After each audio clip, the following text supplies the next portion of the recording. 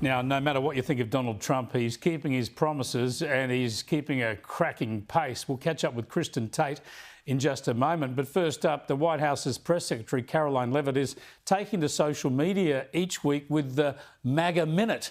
Here's this week's.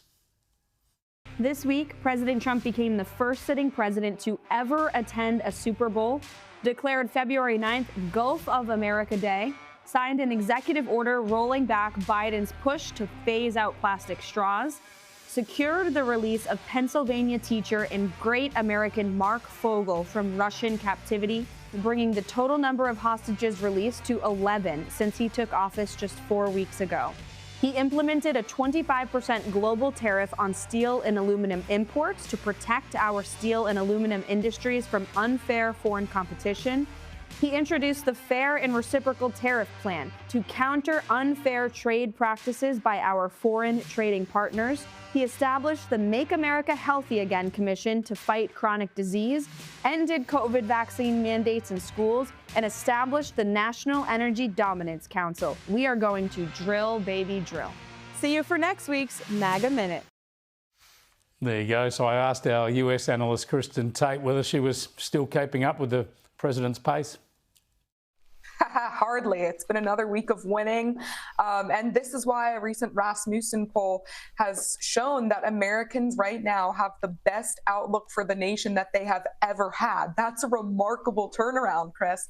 And this is being kept secret by the media, which is trying to kind of slow the support for Donald Trump and slow his progress. But people here are really loving it. And I will say, even some Democrats that I know are finally starting to say, hey, you know, some of this stuff is pretty great, and I'm feeling a little optimistic now. Some of this stuff is major and some of it is very small beer. You know, I think the Gulf of Mexico thing is just ridiculous, the Gulf of America, but we'll see if that sticks. But I got to tell you, even here in Australia, people were celebrating bringing back the plastic straw. So that one certainly struck a nerve. But I think one of the big issues, and in some ways surprising that it's been so effective already, is what Donald Trump has done on the borders. Now, he did it last time, I know, but the situation was right out of control, and already there is clear evidence that the influx of illegal migrants has been halted. Have a look at this report. San Diego has closed an office that was opened up to receive illegals. What's that tell us? It tells us the border is more secure than it's ever been. Detained for removal. That is what the Trump administration is doing. That's what the promise that President Trump made to the American people. We're concentrating on the export program. They're in the export business now, Kristen. That's right. Yeah. Crossings at the southern border have virtually slowed to a halt since Trump has taken office.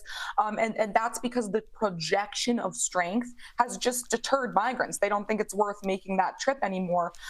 Friends down in Texas, where I used to live, are constantly texting me pictures of the neighborhoods that are considered, you know, hot spots for migration. The Home Depots, the grocery stores, they are all completely empty. The illegal migration is just not happening right now. I will say DHS released some numbers between the inauguration and February 3rd. About 5,600 people had been deported.